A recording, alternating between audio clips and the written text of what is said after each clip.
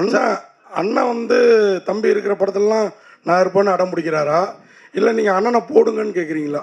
ஏன்னா அவரும் இன்னைக்கு ஒரு பெரிய ஆமாம், ஒரு பிஸி பிஸி ஆர்டிஸ்ட் ஆகிட்டான். தெரியல, ஆக்சுவலி இந்த படம் தான் ஆரம்பித்தோம். அதுக்கப்புறம் பெருசில் வந்துட்டு ரெண்டு பேரும் பயங்கர ஈக்குவலாக. இப்போ அவன் தான் டெய்லி வந்து இனோவா வரும், கன்ஃபியூஸ் ஆகுது. இப்போது முந்தி கன்ஃபியூஸ் ஆகிட்டு இருந்துச்சு, இப்போ கன்ஃபார்மாக அவனுக்கு தான் வருது இனோவா. ஸோ அவன் தான் பிஸி ஆர்டிஸ்ட்டு. நான் எதுவும் ரெக்கமெண்ட் பண்ணுறதில்ல சார், அவங்களா தான் கேட்குறாங்க அண்ணனை கொஞ்சம் கேளுங்க அப்படின்ட்டு. நான் தான் கொஞ்சம் இந்த ரெமெண்டேஷன் சைட்லலாம் கொஞ்சம் கம்மி பண்ணி பேசிகிட்டு இருக்கேன் அவங்க கூட. அது மாதிரி ஜான் விஜய் சார் சொன்ன மாதிரி நீங்கள் ஜான் விஜய் சார்லாம் இருந்தாங்கன்னா இந்த ஒரு காயினை கீழே போட்டு பசங்களை பார்க்க சொல்கிறது, டபுள் மீனிங் இதெல்லாம் இல்லைன்னா எங்களை மாதிரி ரசிகர்களுக்கு ஏமாற்றம் ஆகிடாது. அது இல்லையே, நான் அந்த மாதிரி எதுவும் பண்ணதில்லை. சரி சார், நெக்ஸ்ட்டு இதுக்காக அடுத்து சரி இப்போ ஏதாவது ஒன்று சொல்லுங்கள். இந்த ஒரு ரூபாய் காயின் இல்லை, இப்போ யாருமே ஒரு ரூபாய் காயின்லாம் யூஸ் பண்ணுறதில்லண்ணே, எல்லாம் ஜிபே. அதனால் பிரச்சனை கிடையாதுண்ணே எங்களுக்கு. சார் டைரக்டர் சார், நீங்கள் கே ராஜேஸ்வர் அவர் அவ்வளோ பெரிய டைரக்டரு. அமரன் ஒரு படம் போதும் சாருக்கு, ஆனால் பல படங்கள் பண்ணியிருக்காரு. ஆனால் உங்களுக்கு எதுக்கு ஒரு துணை, ஏன் சிங்கிளாக பண்ணல? இல்லை சார், ரெட்டை இயக்குனர் என்ன கான்செப்ட்? ஆமாம், இவர் என்னோட பெரியமா பையன் தான், என்னோட தம்பி தான் அவர். நான் வந்துட்டு ஒரு 8 வருஷமாக 10 வருஷமாக அட்வர்டைஸ்மெண்ட்ஸ் பண்ணிருக்கேன். அந்த ஆடு காலத்துலேருந்தே ரெண்டு பேரும் ஒன்றா தான் பண்ணிருக்கோம். ஸோ அப்போதுலேருந்தே நாங்கள் ஒன்றா அப்படியே இது பண்ணதுனால தான். ஆமாம், விட்டு கொடுக்கூடாது. Correct sir. ஆமாம், மேபி ஒரு நாளைக்கு நான் வேணால் தனியாக பண்ணலாம், அவர் தனியாக பண்ணலாம். பட் இப்போதைக்கு ஒன்றா தான் பயணிக்கிறோம். ஜான் விஜய் சார், நீங்கள் வரும்போதே கண்டென்ட் கொடுக்க போகிறேன் அப்படின்னு சொல்லிட்டு வந்தீங்க. இவ்வளோ பேர் மேடையில் இருக்கும்போது யார் நடிப்பையும் பாராட்டல. நீ ஹீரோ கூட மூக்கு அப்படி சொல்லிட்டீங்க. மணிகண்டன் வந்து நடிப்பு அருமையாக நடிச்சிருக்காரு, பிரமாதமாக நடிச்சிருக்காருங்க. ஐஸ்வர்யா ராஜேஷ் சொல்லி தான் நீங்கள் பேசிட்டீங்களா வரும்போதே ஃபோன் பண்ணி என் தம்பியை கலை அண்ணன் சொல்லுங்க அப்படின்னு? இல்லை சார், ஒரு நல்ல நடிகனுக்கு ஒரு நடிகனை பார்த்தா உடனே ஐடென்டிஃபை பண்ணுறது ஈஸியாக ஐடென்டிஃபை பண்ணிடலாம் சார். இல்லை, அவன் மூக்கை பற்றி பேசணுன்னா நிறைய பேசலாம் சார். அதுக்கு வேறு கேள்வி கேட்டிங்கன்னா நான் பதில் சொல்லுவேன் சார். ஐஸ்வர்யா ராஜேஷும் வந்து எனக்கு ரொம்ப வருஷமாக தெரியும். அவங்கள very hard working person, and whatever she is today she is made it by her hard work. I will always appreciate that, because நாங்களாம் அந்த மாதிரி தான் சார், கஷ்டப்பட்டு வாழ்க்கையில் வந்தவங்க சார். எங்களுக்கு கண்டென்ட் கொடுக்கணுன்னு ரொம்ப பிடிக்கும் சார். அதுதான் நாங்கள் குட் ஆக்டர்ஸாக இருக்கோம் சார். கைத்தட்டுங்க sir please sir. Thank you sir. அது இல்லையாரு, உங்கள்கிட்ட கேட்குறோம். ஒரு மூக்கு இதை பற்றி சொன்னனால ரொம்ப நாளாக உங்களை பற்றி ஒரு நெட்டில் இதுலலாம் வருது. நீங்கள் வந்து பிளாஸ்டிக் சர்ஜரி பண்ணிட்டீங்க, ஒரு ஹாலிவுட் மாதிரி இது மாதிரி. அது உண்மையா பொய்யா? பண்ணல.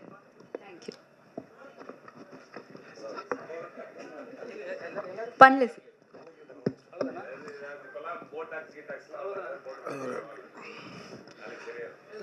சார். மனோஜ் சார், ஒரு கொஸ்டின். 8 வருஷம் அந்த கதையை நீங்கள் இந்த பல நிறுவனங்களில் இருந்திருக்கீங்க.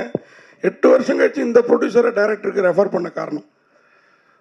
ஒன்றும் இல்லைங்க, இது வந்து இந்த 8 வருஷம் எந்த ப்ரொடக்ஷன் கம்பெனி, எத்தனை ப்ரொடக்ஷன் கம்பெனி, இதை தூக்கி வச்சுருங்க. ஓகே, நீங்கள் ஒரு நல்ல புத்தகத்தை படிச்சிங்கன்னா உங்களுக்கு வந்து அந்த புத்தகம் வந்து உங்களோட உங்கள் லைஃப்பில் சேர்ந்து ட்ராவல் ஆகும். கரெக்டாக? ஓகே, இந்த புத்தகத்தை நான் படிச்சிருக்கேன், இது நல்லா இருக்குன்னு நீங்கள் நினைப்பீங்க. கரெக்டாக? நான் இந்த படத்துடைய பவுண்ட் ஸ்கிரிப்டை முன்னாடியே படித்தேன்.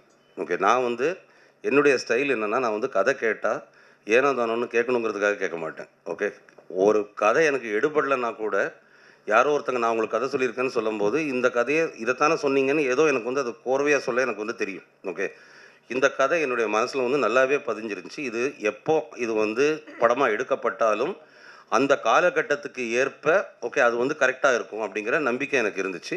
அது என் மைண்டில் பதிஞ்சிருச்சு. நான் வந்து ஒரு புது கம்பெனியில் இது பண்ணுறேன். என்னோட ப்ரொடியூசர் என்ன கேட்பார், ஓகே சரி ரைட்டு, நீங்கள் வந்து இது வரைக்கும் உங்களுடைய எக்ஸ்பீரியன்ஸில் நீங்கள் வந்து கேட்ட கதைகளில் இது பண்ணதில் என்னெல்லாம் நல்லா இருக்குன்னு நீங்கள் வந்து ஃபீல் பண்ணுறீங்கன்னு சொல்லும்போது அதில் எனக்கு ஞாபகம் வந்த கதைகளில் இது ஒன்று. இன்னொன்று அதுக்கு வந்து இன்னொரு ஒரு ஒரு ஒரு இதுவும் இருக்குது. இப்போ நான் சொன்னேங்கிறதுக்காகலாம் யாரும் கதை படம் எடுத்துகிற போகிறது கிடையாது. ஓகே, அது என்னுடைய ப்ரொடியூசருக்கு பிடிக்கணும். ஓகே, அவர் இன்னொரு 4 பேர்கிட்ட இப்படி ஒரு கதை இருக்குது அப்படின்னு கேட்டிருக்கலாம். அவங்க ஓகே ஃபைன் அது நல்லா இருக்குன்னு சொல்லணும். இது எல்லாருமே சேர்ந்து ஆஹா இந்த கதை நல்லா இருக்குன்னு எல்லாரும் சேர்ந்து என்டாஸ் பண்ணது தான். அது என்கிட்ட முதல்ல வந்துச்சு. அதை வந்து ஒரு நல்ல கம்பெனியுடைய வெற்றிக்கு நல்ல கதையை ஐடென்டிஃபை பண்ணி கொடுக்க வேண்டியது வந்து எங்கள் எல்லாருக்கும் ஒரு கடமை. அது இந்த கதையை என்கிட்ட வந்துச்சு, நான் அனுப்பி விட்டேன். அவ்வளோதான் சார். மனோஜ் சார், உங்களுக்கு தான் இங்கே சார். பிடிஜியோட முதல் படம் இது. இதுக்கு அடுத்த படம் ரிலீஸ் ஆகிடுச்சு. ஏன் சார் இந்த தாமதம்? ஏன்னா பிடிஜி மாதிரி பெரிய கம்பெனிஸ்க்கு ரிலீஸ் பெரிய இஷ்யூ கிடையாது. எனக்கு கிளியராக புரியல, சொல்லுங்க திரும்பி. இல்லை சார், பிடிஜியோட முதல் படம் இதுதான் ப்ராக்டிக்கலாக. அப்புறம் தான் ரெண்டாவது படம் தான் டிமாட்டி காலனி வந்தது. அது ரிலீஸில் ஃபஸ்ட்டு வந்துருச்சு. ஏன் அந்த டிலே? அதை நான் ரொம்ப சிம்பிளாக சொல்கிறேன். டிமாண்டி காலனி 2 வந்து ஓகே முன்கூட்டியே ஆரம்பிக்கப்பட்ட ஒரு படம். அது வேற ஒருத்தங்க ஆரம்பித்து அவங்க ப்ரொடியூஸ் பண்ணிக்கிட்டு இருந்த படம். அந்த படத்தை நாங்கள் வந்து டேக் ஓவர் பண்ணோம். ஓகே, அதுவும் ஹாஃப்வே த்ரூ அதை வந்து டேக் ஓவர் பண்ணோம். அதனால் இந்த படம் வந்து ஆரம்ப கட்டத்திலிருந்து நம்ம வந்து ஆஃபீஸ் போட்டு நம்ம ப்ரீ ப்ரொடக்ஷன் பண்ணி ஷூட் பண்ணி அதுக்கப்புறம் போஸ்ட் ப்ரொடக்ஷனுக்கு என்டர் பண்ணோம். அதனால் இதோடைய டைம் ஃப்ரேமை பார்த்தீங்கன்னா இந்த டைம் ஃப்ரேம் கரெக்டு தான். ஓகே, நீங்கள் ஒருவேளை நினச்சிட்டு இருந்திருக்கலாம் இது டிமாண்டி அதுக்கப்புறம் ஆரம்பித்த படம்ட்டு. கிடையாது. Demonte was already started by somebody else much before this movie. Sir உங்களுக்கு தான் சார். நீங்கள் ஸ்டேஜில் பேசும்போது ஒரு வருத்தப்பட்டீங்க. எல்லாருமே என் மேலே தான் குறை சொல்கிறாங்க, ஆனால் ஆர்டிஸ்ட்லாம் இதில் தான் உட்காந்துதாங்கன்ட்டு. யார் மேலே வந்து முக்கியமாக ஒரு விஷயம் சொல்ல வர்றீங்க? ஏன்னா சில பேர் காமெடி பண்ணுவாங்க, சில பேர் வந்து உங்களை கஷ்டப்படுத்தியிருப்பாங்க. எங்களை யாருமே கஷ்டப்படுத்தலை. இவங்களுமே ஓகே அவங்க அப்படின்னு சொன்னதும் அதுவும் ஒரு காமெடி தான். நாங்கள் பதிலுக்கு இவங்க தான் சொன்னதும் ஒரு காமெடி தான். அதை நான் இன்னொன்று சொல்கிறேன். ஓகே, இதை சார்ந்தவங்க எல்லாம் இங்கே வந்து உட்காந்துருக்கோம்ல, எங்களுக்குள்ள சீரியஸாக ஏதாவது நடக்கிறதுக்கு வாய்ப்பே கிடையாதுங்க. ஓகே, இவர்கிட்ட சீரியஸ் ஆக முடியாது, இவர் என்கிட்ட சீரியஸ் ஆக முடியாது. எல்லாருமே ரொம்ப க்ளோஸ் ஃப்ரெண்ட்ஸ். நாங்கள் வந்து என்ன பண்ணாலும் வேலைன்னு வரும்போது அது வேலையாக கரெக்டாக இருக்கும்.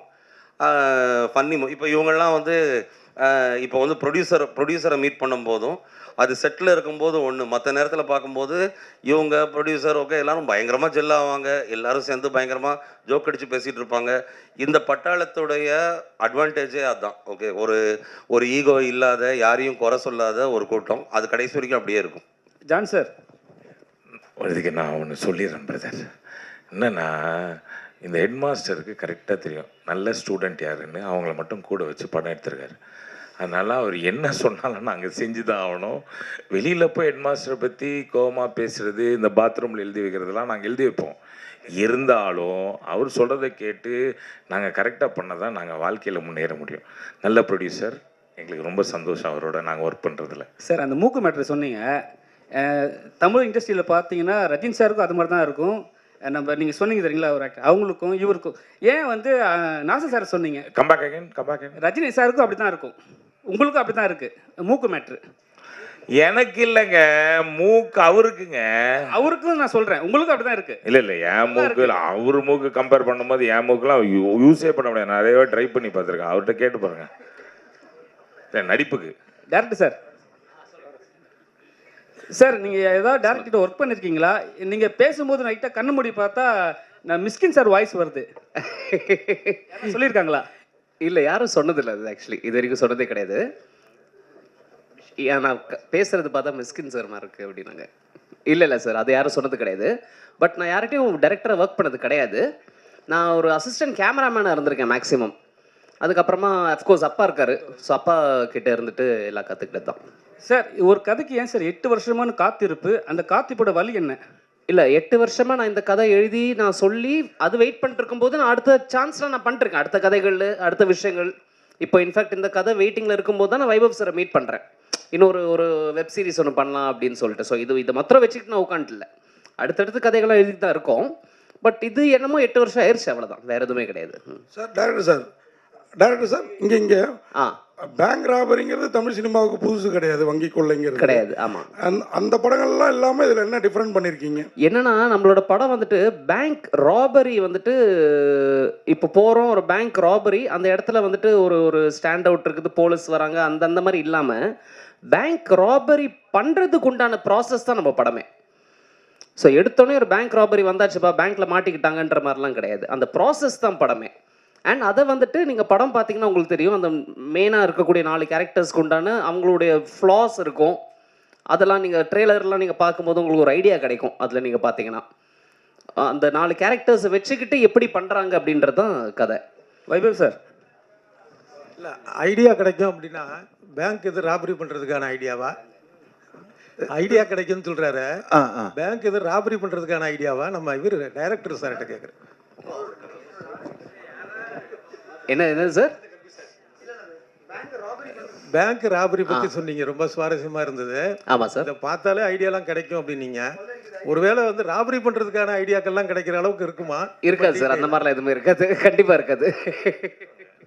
இருக்குங்க கட்டாயமாக இருக்கும். படமே அதுதான். அது எப்படி ஐடியா இல்லாமல் பேங்க்கை ராப் பண்ண முடியும் சொல்லுங்கள். ஆனால் ராப் பண்ணுறோமா இல்லையான்றது தான் படம். அதை நீங்கள் பார்த்தா தான் உங்களுக்கு தெரியும். வைபவ் சார், நீங்கள் இந்த படத்தில் இருக்கிறதெல்லாம் ஃபாலோ பண்ணுங்கள். வைபவ் வந்து ஒரு கமெண்ட் விடுவார், அந்த ட்ரெய்லர்லேயே நீங்கள் வந்து பார்த்துருப்பீங்க, உங்களை வச்சுக்கிட்டு ஒரு பவர் பேங்கை கூட திருட முடியாதுன்ட்டு. ஸோ இந்த படத்தில் இருக்கிற ஐடியாஸ் எல்லாம் ஃபாலோ பண்ணிங்கன்னா அதுதான் ரிசல்ட். பவர் பேங்கை கூட திருட முடியாது. அதனால் பேங்க்கெல்லாம் ரொம்ப பாதுகாப்பாகவே இருக்கும், கவலைப்படாதீங்க. சார் வைபவ் சார், எப்பவுமே உங்களோட இது வந்து ஏபிசி சென்டர், உங்களுக்கு எது பிடிச்ச சென்டர்? ஏன்னா நீங்கள் வந்து படம் சொல்லும் போது சில விஷயம் சொல்லியிருக்கீங்க, எனக்கு வந்து பி சென்டர் தானே நான் அடிச்சு காலி பண்ணிட்டு போவேன்ட்டு. ஆமாம், அந்த ஒரு படத்துலேயே சொல்லியிருக்கீங்க. புரியல. வெங்கட் பிரபு படத்துல ஒரு லாஸ்ட் சீனில் வந்து கடத்தின் போவார் ஜெய். ஓகே சரிங்களா, அந்த சீனில் வந்து நீங்கள் சொல்லியிருப்பீங்க. ஸோ இப்போ எப்படி தோணுது உங்களுக்கு? நீங்கள் சொன்ன ஏபிசி எல்லா சென்டரும் ட்ரை தான் இன்னும் பண்ணியிருக்கோம். அட்லீஸ்ட்டு நல்ல ஏலெல்லாம் வந்து நல்ல மரியாதை இருக்குது. பியில் நெக்ஸ்ட்டு இந்த படத்து வழியாக வந்துடும். அது நம்பிக்கை இருக்கா உங்கள் மேலே? இருக்குங்க, நம்பிக்கை தான் வாழ்க்கை. எங்கள் நம்பிக்கை தான் வாழ்க்கை, என்ன சொல்கிறதுன்னு தெரியல. வைபவ் சார், நீங்கள் நல்லா சுரங்கம் தோணுனீங்க. ஆனால் அண்ணன் தண்ணி அடிச்சுட்டே ஜாலி பண்ணிட்டு இருந்தார். என்ன அவருக்கு சேர்த்து நீங்கள் தோணுனீங்களா சுரங்கத்தை? ஆமாம், அவனுக்கு சேர்ந்து பண்ண இந்த படத்தில் பார்த்தீங்கன்னா சென்னை சிட்டி கேங்ஸ்டர்ஸில் வந்து அவன் அப்படி தான் இருப்பான் லைட்டாக எப்பயுமே. அவன் பேர் எது இருக்கு, என்னது, குடிக்குமார் அப்படின்ட்டு நல்லா பண்ணியிருப்பான், நல்ல ஆக்டர் ஆகிட்டான். அதாவது பெருமையான விஷயம். ஜென்ரலாக அண்ணன் சினிமாவுக்கு வந்து அதுக்கப்புறம் தான் வந்து தம்பி வர்றது அந்த மாதிரி இருக்குல்ல. இப்போ தம்பி வந்து அண்ணன் வரான் சினிமாவுக்கு, அவன் டெய்லி ஷூட்டிங் போகிறான்னு நினைக்கும் போது எனக்கு ரொம்ப பெருமையாக இருக்குது. சார், நீங்கள் நடித்து நிறைய படங்கள் வந்து நீங்கள் கதை கேட்டிருப்பீங்க, ஆனால் கை நடுங்கி போயிருக்கும். சில படங்கள் நடிச்சிருந்தா நல்லா இருக்குன்னு சொல்லிட்டு எந்த படம் சார் நினைக்கிறீங்க? நீங்கள் சூஸ் பண்ண படத்தில் ஏதாவது படம் வந்து கை நழுவி போயிருக்கும், நீங்கள் நடிச்சிருந்தா இந்த படம் நடிச்சிருந்தா இன்னும் பெரிய லெவலில் இருந்திருக்கும் அந்த படம், எந்த படம் நினைக்கிறீங்க? அந்த லிஸ்ட்டு நம்ம தனியாக ஒரு 1 hour இன்டர்வியூ வச்சுக்கலாம். வைபவ் சார், இந்த படத்துக்கு சென்னை சிட்டி கேங்ஸ்டர்னு படம், இதுவும் பேங்கு கொள்ளையடிக்க படம். இதே மாதிரி கேங்கர்ஸ்னு ஒரு படம் வந்தது, வடிவேலில் நடித்த படம், அதுவும் இந்த மாதிரி கொள்ளையடிக்க படம். சுந்தர்சி சார் படம். சுந்தர்சி படம். அந்த படம் பார்க்கும்போது என்ன நினச்சிங்க? இல்லை, அது டோட்டலாக வேறு ஜானர். அது வந்து வில்லேஜ் அந்த சைடில் இருக்கும். அவர் ஸ்டைலில் வடிவேல் சார் அவர் கலக்கியிருப்பாங்க. இது எல்லாரும் சேர்ந்து ஒரு சிட்டியில் ஒரு சின்ன ராபரின்றது டோட்டலாக அது வேறு, இது வேறு ஜானர்ஸு. ஒரு நல்ல ஃபன் ஃபில்டாக இருக்கும் இந்த படம் Chennai city gangsters. Thank you so much. ரொம்ப நேரமாக சொல்லுங்கள். Okay, thank you.